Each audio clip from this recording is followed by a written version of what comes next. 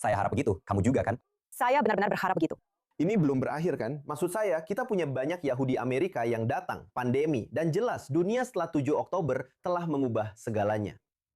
Tapi Emily, itu tidak harus menjadi normal baru selamanya, ya. Mungkin kita bisa mulai melihat orang-orang kembali. Lihat, kenyataannya adalah meskipun ada banyak kekhawatiran tentang Yahudi Amerika yang tidak datang, ada satu hal yang kita tahu, bahwa perjalanan-perjalanan ini berhasil. Berhasil dalam arti mencapai tujuan yang ditetapkan oleh para pendana program seperti Birthright. Bahwa perjalanan-perjalanan itu meningkatkan identitas Yahudi dan keterikatan dengan bangsa Yahudi. Khususnya bagi Yahudi Amerika yang lebih muda, yang ikut dalam perjalanan ini dan meningkatkan hubungan mereka dengan Israel. Perjalanan-perjalanan ini dan penelitian telah membuktikan hal tersebut selama puluhan tahun sejak awal mula Birthright. Dan omong-omong, bahkan lebih lagi sekarang, studi tentang kelompok yang datang setelah 7 Oktober pada musim panas lalu, musim panas tahun 2025.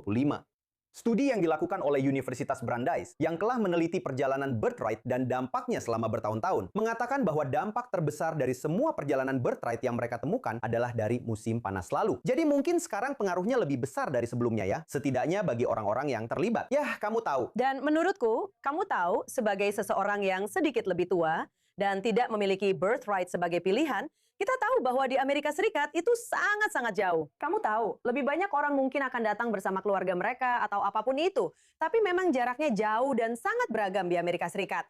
Kita melihat banyak pernikahan campuran. Mari kita bicara tentang mengapa secara khusus hubungan ini sangat penting bagi orang Amerika untuk membangun koneksi dan berada di sini.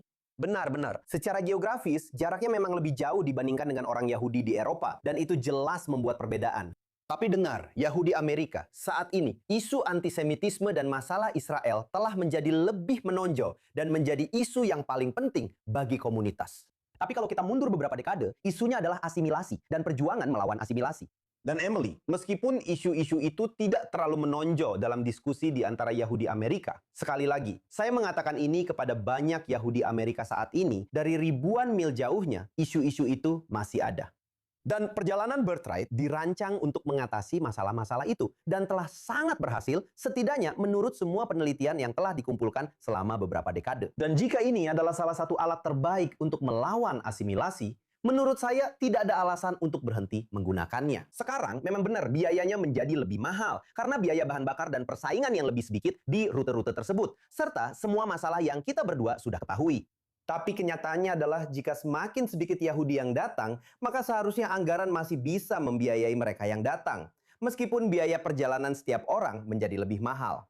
Jadi menurut saya, tidak ada alasan untuk meninggalkan ini sebagai alat. Untuk meninggalkan program-program ini. Masuk akal untuk melakukannya dan menggunakannya sebanyak mungkin. Memperbesarnya semaksimal mungkin dan menunggu masa keemasan berikutnya. Ya, maksud saya rasa jelas, kamu tahu, saya kenal banyak orang yang ingin datang dan perjalanan mereka terus dibatalkan. Jadi kamu tahu, semoga jika kita bisa maju dalam beberapa bulan ke depan, akan ada masa keemasan. Karena saya kenal orang-orang yang saya suka seperti itu. Anak sepupu saya sendiri bisa datang ke sini sebulan yang lalu, dan itu benar-benar mengubah hidupnya. Dia tidak percaya, kamu tahu. Ini tidak seperti yang orang-orang bayangkan berdasarkan berita utama dan menonton dari kejauhan. benar, negara ini jauh lebih rumit daripada yang digambarkan. Jauh lebih 3 dimensi daripada 2 dimensi. Kita berdua tahu itu. Saya tahu bagi saya, itu jelas merupakan pengalaman yang membentuk saya. Saya di sini. Dan saya adalah seseorang yang memiliki latar belakang Yahudi yang sangat kuat saat tumbuh dewasa sebelum mengikuti perjalanan itu. Itu bukan perjalanan Birthright secara khusus, tapi mirip dalam pendekatannya dan juga dalam hal kelompok usia yang menjadi sasarannya.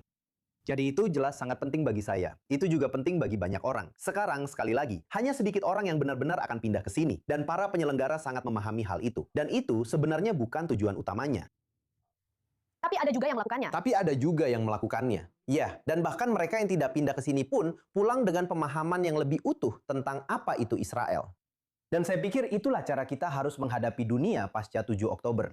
Jika kamu setuju, Emily, jika memang itu yang sedang kita hadapi. Ini adalah masa untuk membangun kembali.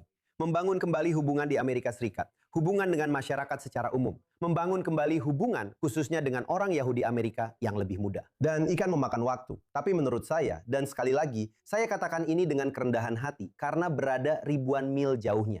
Menurut saya, masuk akal untuk membiarkan program-program ini tetap berjalan. Membiarkan infrastrukturnya tetap ada. Memperbesar program-program tersebut sebisa mungkin. Dan membiarkannya tetap di sana. Agar ketika para pemuda itu siap untuk datang, Dan ketika kondisinya lebih memungkinkan untuk membawa orang-orang ke sini, bahwa perjalanan-perjalanan itu masih ada, bahwa program-program itu masih ada, bahwa kesinambungan program-program yang sekarang sudah berjalan tetap terjaga. Bahwa untuk hampir satu generasi, hal itu masih ada. Dan kita akan bisa menyambut orang-orang seperti beberapa tahun yang lalu, tapi mungkin beberapa tahun lagi. Baiklah, kita lihat saja nanti bagaimana ke depannya. Saya rasa kita adalah duta yang cukup baik karena kita adalah orang Amerika yang bangga telah pindah ke sini. Jadi terima kasih Alan.